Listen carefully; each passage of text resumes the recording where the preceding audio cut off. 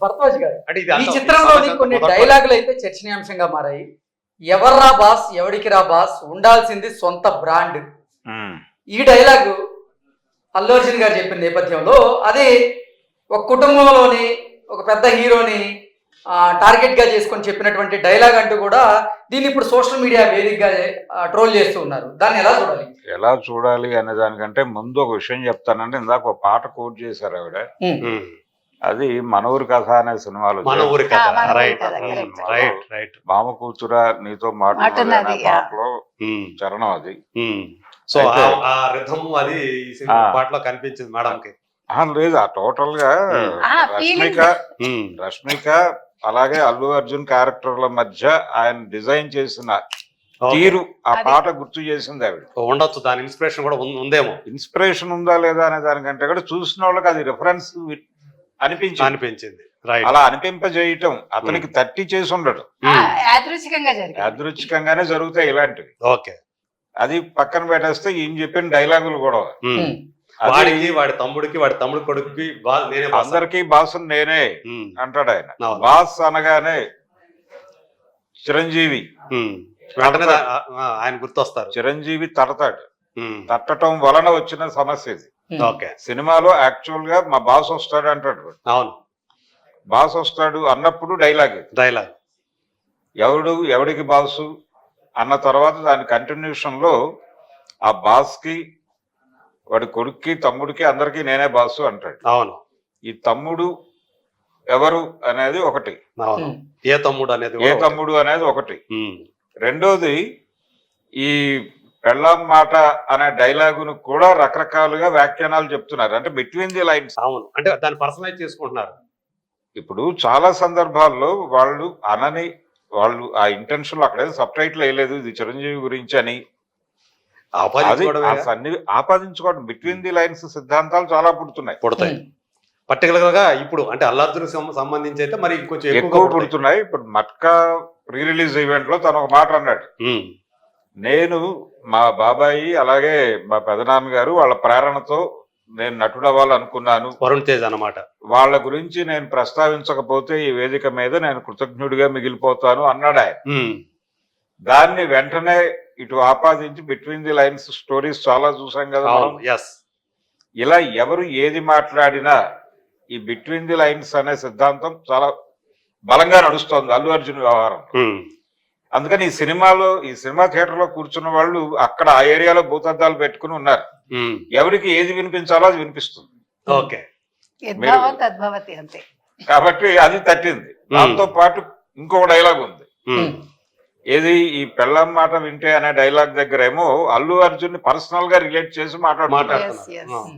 అంటే ఆయన నంద్యాల పర్యటన వెనకాల అతని వైఫ్ ఉంది అనేది ఒక సిద్ధాంతం. ఆ సిద్ధాంతానికి భూతంగా ఈ డైలాగుని సెట్ చేయడంతో పాటు అనంతపురం తీసుకెళ్లి గుండు గీయిస్తా అనే డైలాగు చాలా పాపులర్ అయిపోయింది. ఈ అనంతపురము గుండు అనేది వినగానే పరిటాల రవి పవన్ కళ్యాణ్ అనేటువంటి ఒక ఇది గుర్తొస్తుంది. కొంతమందికి అది స్ట్రైక్ అవుతుంది. ఆ స్ట్రైక్ కావటం కోసమే వాంటెడ్ గా ఈ డైలాగ్ పెట్టారు అనుకుంటే సుకుమార్ నెక్స్ట్ ప్రాజెక్ట్ రామ్ చరణ్ తో చేస్తున్నాడు. అవును, సుకుమార్ ఇమ్మీడియట్ గా చేయబోతుంది. రేపు బుచ్చిబాబు దానిలో కూడా సుకుమార్ ప్రమేయం ఉంది. అవును, ఆ కథలో దాంట్లో ఆ రైటింగ్ లో అతని ప్రమేయం ఉంది. రెండోది అతను నెక్స్ట్ చేయబోతున్న వెంచర్ అతనితో అనేది మాట విన్నాం మనం. అవును, ఇంకా అధికారిక ప్రకటనలు రాలేదు. ఉంది. సుకుమార్ అయితే నెక్స్ట్ తనతోనే రామ్ చరణ్ తో ఉంది. కాబట్టి ఇలా వాంటెడ్ గా సున్నం పెట్టుకునే ప్రయత్నం చేస్తాడా అనేది ఒక చర్చ. పావలా వాటగాడివి నీ మాట నీదేంట్రా అంటూ ఒక డైలాగ్. అలాగే పావలాకి రూపాయి పావలాకి అమ్ముడు పోవడానికి నేనేమన్నా సునీల్ అనుకున్నా అంటూ ఆ డైలాగ్. ఇవన్నీ కూడా అంటే ఈ పావలా అనే పదం పవన్ కళ్యాణ్ కి కనెక్ట్ అయ్యేలాగా తీశారు అంటూ ఇప్పుడు సోషల్ మీడియాలో చర్చ నడుస్తుంది. దీని మీద ఏమంటారు? అదేనండి, ఏదైనా బిట్వీన్ ది లైన్స్ సిద్ధాంతమే. మీరు వాంటెడ్ గా మీరు కల్పించదలుచుకుంటే దేన్నైనా ఏదైనా చేయొచ్చు. అవును, ప్రతి డైలాగ్ కి వక్రీకరించు ఓడించు అని థియరీ ఉంది తర్కంలో. సో ఆ సిద్ధాంతం ప్రకారం మీరు దేన్నైనా వక్రీకరించి మీ స్టైల్లో మీరు అడాప్ట్ చేసుకుని దాడి చేయొచ్చు, నో ప్రాబ్లం. అది నడుస్తోంది. ఇంటెన్షనల్ గా జరిగిందా లేదా అనేది పక్కన పెడితే, ఒకటి ఇప్పుడు ఈ సినిమా ప్రీ రిలీజ్ ఈవెంట్ జరిగింది హైదరాబాద్లో. ఆ ఈవెంట్ 9 o'clock స్టార్ట్ అయింది. 9 o'clock కంటే ముందు చిరంజీవిని తీసుకురావడానికి వాళ్ళు ప్రయత్నం చేశారు అనే మాట వినిపించింది. చిరంజీవి సున్నితంగా తిరస్కరించిన తర్వాత 9ంటికి మొదలైంది ప్రోగ్రామ్ అనేది. ఆ వేదిక మీద అరవింద్ వాంటెడ్ గానే మగధీర ప్రస్తావన తీసుకొచ్చాడు. తీసుకురావడం ద్వారా ఈ వాతావరణం మీద కొంత నీళ్లు చల్లే ప్రయత్నం ఏదో జరిగినట్టుగా, హీట్లు తగ్గించే ప్రయత్నం, ఆ వేడి తగ్గించే ప్రయత్నం చేశాడు ఆయన. కానీ సినిమా రిలీజ్ అయిన తర్వాత మళ్ళీ అగ్గి రాజుకుంది ఈ డైలాగ్స్ నుంచి. కాబట్టి ఇప్పుడు కూడా ఇది మంచిదే అనుకుంటున్నారు వాళ్ళు కూడా. ఇది జరగనివ్వండి, ఎంత జరిగితే అంత సినిమా ఉపయోగపడేదే. నడిచిన తర్వాత ఒకవేళ సీరియస్ అయితే ఆయన రంగంలోకి దిగుతాడు. అరవింద్ రంగంలోకి దిగి వాతావరణాన్ని పూర్తి స్థాయిలో చల్లబరచడానికి సంబంధించిన ట్యాంకులు ఉన్నాయి ఆయన దగ్గర. ఒకటి ఇక్కడ సీరియస్ గా అరవింద్ ఎక్కడా కూడా ఒక హైదరాబాద్ ఈవెంట్ లో మాత్రమే మాట్లాడాడు తప్ప ఇంకెక్కడా ఈ సినిమా గురించి మాట్లాడలేదు. ఒక సినిమా ఈవెంట్ లో నన్ను పుష్ప గురించి దయచేసి అడగద్దు అని ముందే చెప్పేసుకున్నాడు ఆయన.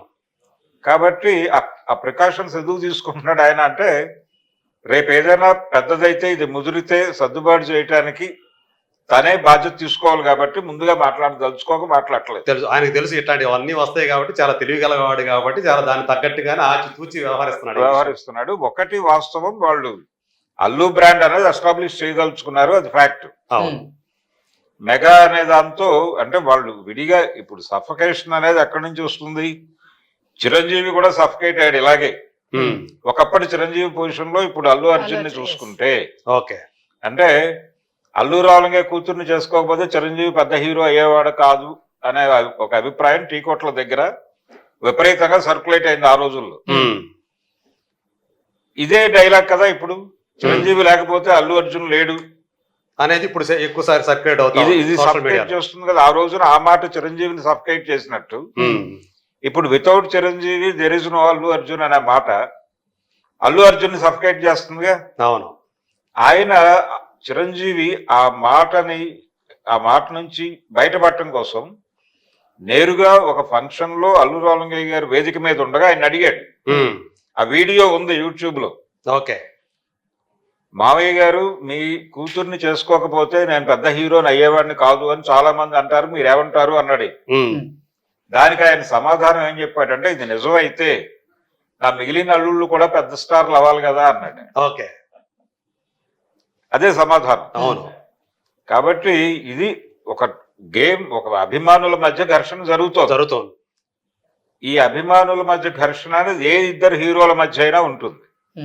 ఇప్పుడు 77 వరకు ఎన్టీఆర్ ఏఎన్ఆర్ అభిమానుల మధ్య ఇలాంటి యుద్ధాలే జరిగేవి. అవును, 77 తర్వాత నాగేశ్వరరావు గారు రేస్ లోంచి తప్పుకున్నాడు, కృష్ణ గారు వచ్చారు, కృష్ణ గారు ఎమర్జ్ అయ్యాడు ఆ ప్లేస్ లోకి. ఎన్టీఆర్ కృష్ణ అభిమానుల మధ్య ఘర్షణాత్మక వైఖరి నడిచింది ఆ 4 ఏళ్ళు. అవును, 81 దాకా నడిచింది. తర్వాత చిరంజీవి కృష్ణ అభిమానుల మధ్య యుద్ధాలు జరిగినాయి. అందులో ఒక కృష్ణ అభిమాని చనిపోయాడు. విజయవాడలో కళ్యాణ్ చక్రవర్తి థియేటర్ దగ్గర జరిగిన ఒక ఫ్యాన్ వార్ లో ఒక సైకిల్ షాప్ ఉంది, అక్కడ గాలి కొట్టే పంపు తీసుకుని కొట్టేశాడు చిరంజీవి ఫ్యాన్. ఒక కృష్ణ అభిమాని తల మీద కొడితే చచ్చిపోయాడు స్పాట్ లో. అది కేసు అయింది. అదే ఆ స్థాయిలో ఉండే అప్పట్లో కేసు అయింది. ఇప్పుడు కొరియర్ కంపెనీ నడుపుతున్నటువంటి శేఖర్ అనే అతను ఆ కేసులో జైలుకి వెళ్ళి వచ్చాడు. చిరంజీవి ఫ్యాన్. కాబట్టి ఫ్యాన్ వార్ గారే చూడాలి దీన్ని, అదే కుటుంబ యుద్ధంగా చూడాల్సిన అవసరం లేదు. ఓకే, మీరేమంటారు మల్లికార్జున గారు? సో ఇది ఈ డైలాగ్స్ కానీ అంటే దీన్ని ఇంపాక్ట్ అనేది ఫ్యాన్స్ మధ్య ఈ విధంగా నడుస్తూ ఉంది, ఒక నెగిటివ్ సైడ్లోకి వెళుతూ ఉంది. ఇది నిజంగా అంటే చాలా మంది ఏంటంటే ఇది వస్తాయో తెలుసు వీళ్ళకి, ఇలాంటి మనం మాట్లాడినప్పుడు పవన్ కళ్యాణ్ గారి గురించో లేకపోతే చిరంజీవి గారి ఫ్యామిలీకి సంబంధించో ఏదైనా సరే ఇట్లాంటి ఒక తీస్తారు, బయట తీసి మాట్లాడతారు అనేది యాక్చువల్గా ఆ మైండ్లో కనుక ఉంటే ఇలాంటి రావు అనేది కూడా ఆ మాటలు వాడరు. పావలనే మాట వాడరు, బాస్ అనే మాట వాడరు, ఆడికి ఆడి తమ్ముడికి కొడుకి నేనే బాసుని అని చెప్పేసి ఆ మాటలు వాడరు అనేది ఒకరు నడుపుతూ ఉన్నటువంటి అంటే సోషల్ మీడియాలో కనిపిస్తుంటాయి మనకి. దీన్ని మీరు ఎలా చూస్తారు మీరు? సో ఇది ఒకటి స్టోరీ రైటింగ్ అప్పుడు మనకి కిక్ ఇచ్చే డైలాగులు మీద ఫోకస్ జరుగుతూ ఉంటుంది. అలా రాసినప్పుడు కొన్ని యాదృచ్ఛికంగా మ్యాచ్ అవుతూ ఉంటాయి. వాటిని మనం అవాయిడ్ చేయొచ్చు లేదా కంటిన్యూ చేయాలన్న డెసిషన్ అనేది డైరెక్టర్ కి ఉంటుంది. కన్విక్షన్ ఆయనకే ఉంటుంది. ఆయనకే ఉంటుంది. ఆయన అక్కడ డెసిషన్ ఎట్లా తీసుకోవచ్చు అంటే ఇది కాంట్రవర్సీ వెళ్తుంది, అగ్రి వస్తుంది, కిక్ వస్తుంది అంటే మనోళ్ళే కదా వీళ్ళందరూ, వాళ్ళకి సారీ చెప్పొచ్చు, లేకపోతే ముందే ఫోన్ చేసి ఇట్లా రాసాము అని చెప్పి కూడా వాళ్ళు కన్వే చేయొచ్చు. వాళ్ళు బానే ఉంటారు. ఇక్కడ వచ్చేది మన గ్రౌండ్ లెవెల్లో ఫ్యాన్స్ మధ్య జరుగుతూ ఉంటది. ఇప్పుడు దాని రిజల్ట్ ఏమైందంటే ఇది యాక్చువల్ గా ఎక్స్ట్రాడినరీ ఫిల్మ్. మన అల్లు అర్జున్ విశ్వరూపం చూపించాడు. క్లైమాక్స్ ఫైట్స్ కనుక చూస్తే ఏ ఫైట్ చూసినా గానీ, పీటర్ హెయిన్ గానీ, డ్రాగన్ ప్రకాష్ వాళ్ళు ఎక్స్ట్రాడినరీగా అసలు కొత్త ఫైట్స్ డిజైన్ చేశారు. విశ్వరూపం అందులో ఏంటంటే తలకు ముసుగేసుకొని చేతులు కట్టేశారు, ఇందులో కాళ్ళు కూడా కట్టేశారు, కాకపోతే ముసుగు మర్చిపోయారు అక్కడ. సో ఇక్కడ ఒక పాయింట్ ఏంటంటే దీనికి మన పుష్ప దానికి మీరు లైక్స్ కనుక చూస్తే మన బుక్ మై షోలో 2 మిలియన్ క్రాస్ అయిపోయాయి. ఇంట్రెస్ట్ అంటే ఆ సినిమా మీద ఇంట్రెస్ట్ రికార్డు. రెండోది ఇంకో రికార్డు కూడా ఉంది. పర్ అవర్ మీకు ఆల్మోస్ట్ 98,000 లక్ష దాటింది. పర్ అవర్ లక్ష వెళ్ళాయి. జస్ట్ అది కూడా రికార్డే. సో ఇక్కడ కమింగ్ టు అదర్ పాయింట్ అంటే దీనికి అవుట్ స్టాండింగ్ రేటింగ్ రావాలి. ఏ 9.5 లేకపోతే అబోవ్ రావాలి. సినిమా నచ్చితే 10/10 వేసేస్తున్నారు. ఇప్పుడు ఇక్కడేమి మెజర్ చేయట్లేదు. వేరే జనరల్ గా వెబ్సైట్ రివ్యూస్ లాగా 3.5 కన్నా ఎక్కువ. ఈవెన్ ఆస్కార్ వచ్చినా వాళ్ళు వాళ్ళ లైఫ్ లో 5 వేయరు. కానీ బుక్ మై షోలో సినిమా నచ్చినట్టు 10/10 వేసేస్తారు. సో దీనికి అవుట్ స్టాండింగ్ రేటింగ్ కావాలి. కానీ ఈ డైలాగ్ కారణంగా మీకు నెగిటివ్ రివ్యూస్ స్ప్రెడ్ చేయడం. అంటే ఈ ఫ్యాన్స్ ఎవరైతే ఉన్నారో మెగా ఫ్యాన్స్ అనేవాళ్ళు దీనికి మెగా అభిమానుల మధ్య, అల్లు కుటుంబం మధ్య ఒక కోల్డ్ వార్ అయితే నడుస్తూ ఉంది అల్లు అర్జున్ ఫ్యాన్స్ మధ్య అని చూస్తూ ఉన్నాం. అలాగే మొదటి రోజు నుంచి కూడా, అంటే సినిమా రిలీజ్ అయిన నిన్నటి నుంచి మొన్న ప్రీమియర్ షో నుంచి కూడా కొంతమంది బయటకు వస్తున్నారు. నెగిటివ్ టాక్స్ స్ప్రెడ్ చేసేందుకు చాలా మంది ప్రయత్నాలు చేస్తూ ఉన్నారు. వాస్తవానికి జెన్యూన్ గా డిజర్వింగ్ ఏంటంటే అసలు నెగిటివ్ మాట్లాడాల్సిన అవసరం లేదు ఈ సినిమా గురించి. ఎందుకంటే అందులో అన్ని ఎక్స్ట్రాడినరీ హై మూమెంట్స్ ఉన్నాయి. మీరు కామన్ ఆడియన్స్ అయితే విజిల్స్ వేస్తూనే ఉన్నారు. వాళ్ళకి అసలు రైట్ టైం లో మూమెంట్స్ వస్తున్నాయి, విజిల్స్ అంటే కొత్తదనం సినిమాలో అసలు కొత్తదనం ఏముంది అనే వాళ్ళకి మీరు ఇచ్చే సమాధానం ఏంటి? సార్ ఇప్పుడు సారే అడుగుతున్నారు, నాకు కొత్తదనం ఏమి కనిపించదు, కొత్త పాయింట్ అంతా కూడా మీకు ఆ నేపథ్యమే నల్లమల్ల అడవుల నేపథ్యమే కేవలం ఈ సినిమాకే. శేషాచలం నల్లమల్ల అంటున్నాను, శేషాచలం. మీకు ఆ ఏది శాండిల్వుడ్, రెడ్ శాండిల్, దానికి ఆ నేపథ్యమే ఈ సినిమాలో ఎక్స్ట్రాడినరీగా. అది ఫస్ట్ పార్ట్ లో చూసేసాం కదా. ఇప్పుడు దీంట్లో అసలు అది అన్బిలీవబుల్ స్టంట్స్ ఉన్నాయి కదండి. అంటే మీరు అనేది ఆ స్కేల్ అనేది స్కేల్ తీసుకొచ్చాడు కదా. అదే కొత్తగా ఉందండి. అదే కొత్తగా ఉంది. ఈ సినిమానే ఇక అది కొత్తది. మనం you cannot compare with any other film. Okay అండి. రెండోది ఏంటంటే యాక్షన్ ప్లస్ ఫ్యామిలీ సెంటిమెంట్స్. ఇప్పుడు మనం బోయపాటి సినిమాలో చూస్తాం, దాని నుంచి 10 టైమ్స్ ఇందులో కనిపిస్తుంది. అది పుష్పరాజు యాటిట్యూడ్, యాక్షన్, అతను పర్ఫార్మెన్స్ ఎక్స్ట్రాడినరీగా ఉన్నాయి. సో ఇవి అట్రాక్ట్ చేసేవి. ఎన్నో ప్లస్ పాయింట్స్ ఉన్నాయి. భరద్వాజ్ గారు అన్నట్టు టెక్నికల్ గా అయితే రైటింగ్ లో కొంచెం జాగ్రత్త తీసుకోవాల్సింది, ఎడిటింగ్ లో కొంచెం జాగ్రత్త తీసుకోవాల్సింది అది ఉంది. పాసిబిలిటీ ఉంది. కానీ మీకేంటంటే అసలు full dum biryani, full meals 2-3 కలిసి ఒకటే లాంటిది ఆయన వడ్డించేశారు. మీ ప్రెడిక్షన్ ఏంటి కలెక్షన్స్ పరంగా? ఈ సినిమా అంటే 2000 crores క్రాస్ చేస్తుందని మొదట్లో అంచనాలు వేశారు, అది అవుతుంది అనుకుంటున్నారా? ఇది దీనికి ఒకటే అండి, ఇది రేట్ మాత్రం అరాచకం. ఇప్పుడు మనం ఆ శాండిల్వుడ్ కొట్టిన రేట్లు, టికెట్ రేట్లు పెట్టడం అన్యాయం. సామాన్యుడి స్థాయి కాదు అది. అంటే సామాన్యుడు ఇప్పుడు ఈ సినిమాకి దూరం అయినట్లేనా ఈ రేట్ల ద్వారా? మీరు ఎవరైతే మన సామాన్యుడు ఉంటారో వాళ్ళే వచ్చారు, వాళ్ళు వచ్చేసేసారు. వాళ్ళకి ఎంత రేట్ పెట్టినా వచ్చేసేసే పరిస్థితి. అది మొదటి రోజు. ఇప్పుడు ఈ సినిమా 2వ సారి 3వ సారి కూడా చూసే పరిస్థితి. ఎందుకంటే డైలాగులు కొన్ని సీన్స్ కారణంగా, కొన్ని నాన్ స్టాండర్డ్ థియేటర్లు చూసి వాళ్ళకి అర్థం కాక ఈ సినిమా మళ్ళీ చూడాలని చెప్పి మల్టీప్లెక్స్ కి వచ్చే పరిస్థితి ఉంటది. ఏవైతే క్వాలిటీ థియేటర్స్ ఉంటాయో నేనే ఈ సినిమా చూసిన నైట్ ఇది ఫ్యామిలీ సినిమా, నా మిసెస్ ని డాక్టర్ తీసుకుని వెళ్ళాలని డిసైడ్ అయ్యాను. సండే వెళ్దాము, మంచి థియేటర్ సెలెక్ట్ చేసుకుందాం అనుకుంటున్నా.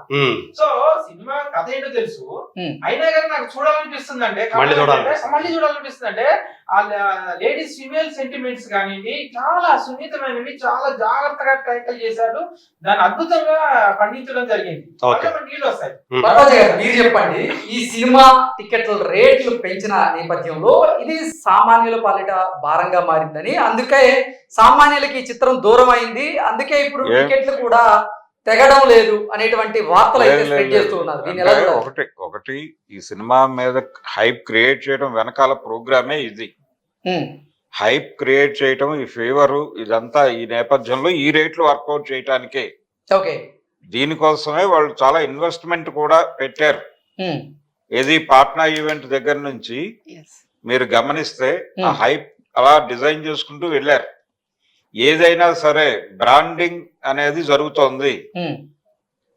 మార్కెట్ ఎకానమీలో బ్రాండింగ్ అనేది ఒక ప్రోగ్రామ్, దేనికైనా సరే. అంటే ముందర బడ్జెట్ పెట్టిన తర్వాత దానికి తగ్గట్టు అది మళ్ళీ రికవర్ కావాలంటే ఏమేం చేయాలి అనేది కూడా అది అందులో భాగమే.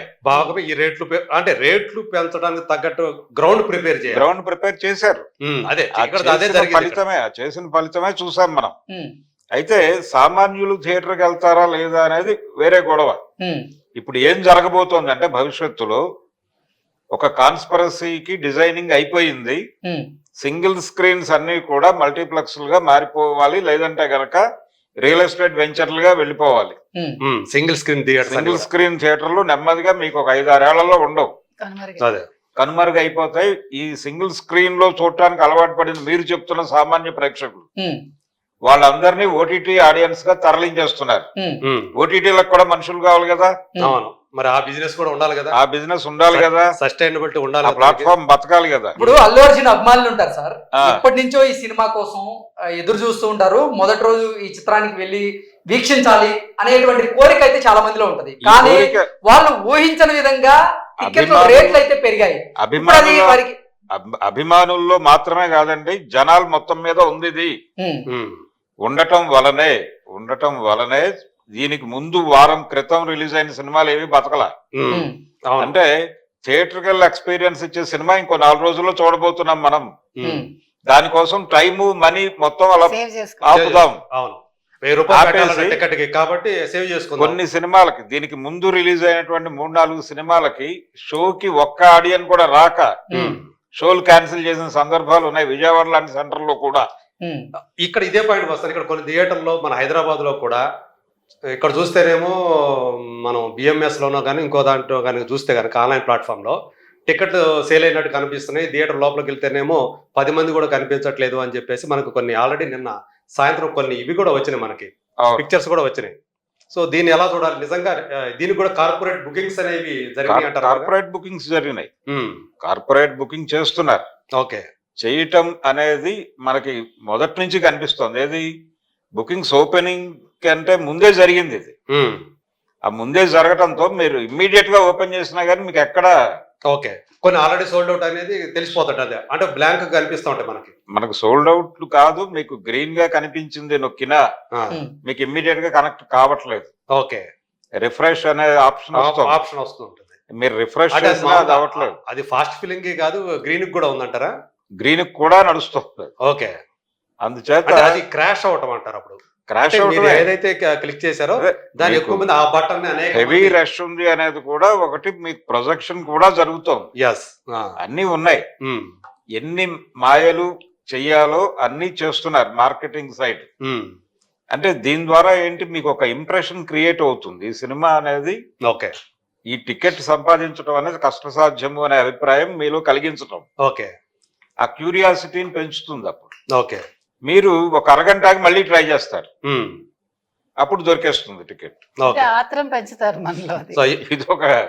ఇదొక వ్యూహాత్మకమైన కార్యక్రమం నడుస్తుంది సార్. ఈ వ్యూహం సక్సెస్ అయ్యేటువంటి అవకాశం ఉందా? ఎందుకు అడుగుతున్నాం అంటే, ఇప్పుడు టికెట్ల రేట్లు హైక్ చేయడం వల్ల చాలా మంది కూడా సినిమాకి వెళ్లేందుకు ఇంట్రెస్ట్ చూపించడం లేదు.